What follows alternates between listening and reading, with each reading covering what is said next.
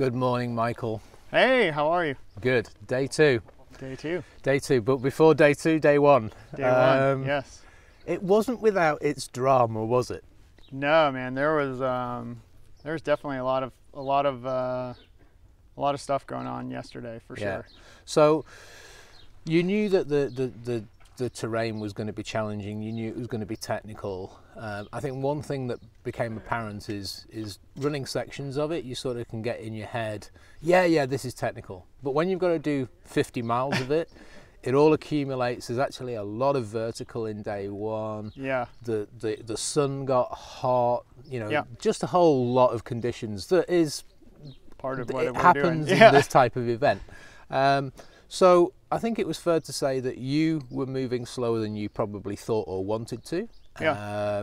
And of course we just adjusted to that. Yep.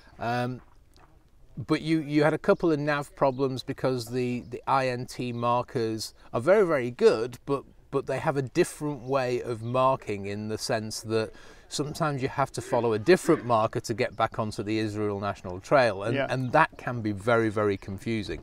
Yes. So you were dealing with that as well. So in your own mind, what was it like trying to pace yourself, to follow the markers, to handle the terrain, to handle the sun, everything else? It was what I signed up for. It was a challenge. I mean, it was. There were a couple of points where I was like, "Oh, I'm definitely going the right way," and I was on the trail that was. What the Israeli National Trail does is it piggybacks on the local trails, and so I was on the right local trail, but the Israeli National Trail had turned, and that was a point where I think weather had maybe knocked the trailhead off, and so I went bombing down the wrong way and had to kind of come back from that. And then a couple other times you're just trying to sight the trail to figure it out, and that's just part of what we're out here doing. And then I felt good for most of the day, but yeah, you're right, around midday it got kind of oppressively hot for me, and I was having trouble cooling down, and that just makes you go slower. I mean, that's your body protecting you from yourself. Absolutely. So it was fun.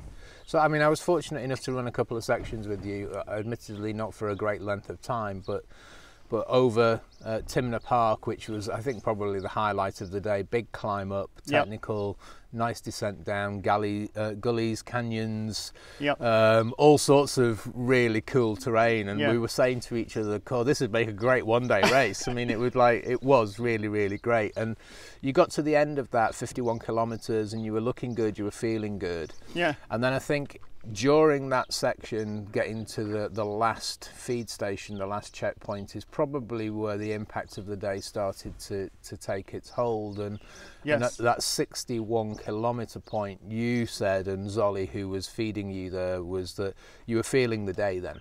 Oh yeah, for sure. Yeah, and my stomach was great all day until the heat and just putting stuff in it all day, and I just kind of got a sour stomach for a little bit, but I was able to, those guys, Zoli and Yuri, were able to get me sorted out, and I got some water and walked for kind of, a couple minutes, and then was able to kind of pick the pace up again. And then of course, it was just a little bit longer day than I expected, but I mean, that was kind of part of it.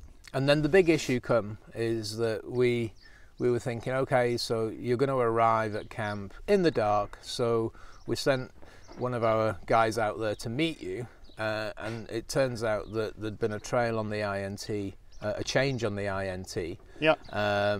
And somehow you'd got ahead of him, so he missed you, and then you actually came past our bivouac in the dark, and we're thinking, where is he? And we had no connection, no mobile connection on the camp. Yes. And it was probably a good hour later when we got a message from somebody saying that you'd actually been seen and you were 30 minutes ahead of somebody else. So we had to go out, start looking for you. Yeah. And eventually we found you on the course. Oh yeah, no, I was going the right way. But already starting day two. Right.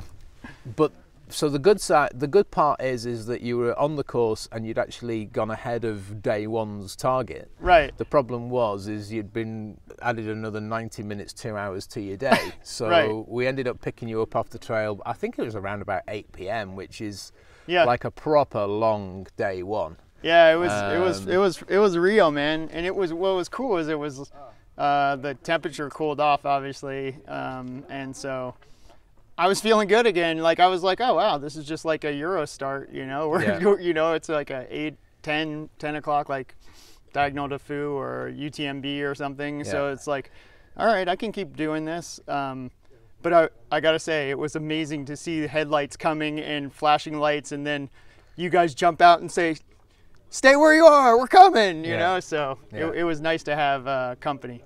So you're still smiling about it, which is cool. Yeah. You got back in camp, you got your feet up, you ate, Yeah. bed. Yeah. We have a late start today because there's a firing range test going on. I mean, talk about things cropping up and causing all sorts of problems. Yeah, so exactly. There's nothing we can do about that. We just have to adjust about it. But how are you feeling with day two? Do you feel as though you've sort of had a really good recovery and you're ready to go out there? Yeah, for sure. I mean, I feel like we were joking, but like I think that's the best I've slept in probably 6 months. And you know, I guess when you do 80 some K and you get 8,000 feet of elevation climbing, and I got a proper night's sleep, and I'm ready to tackle the day.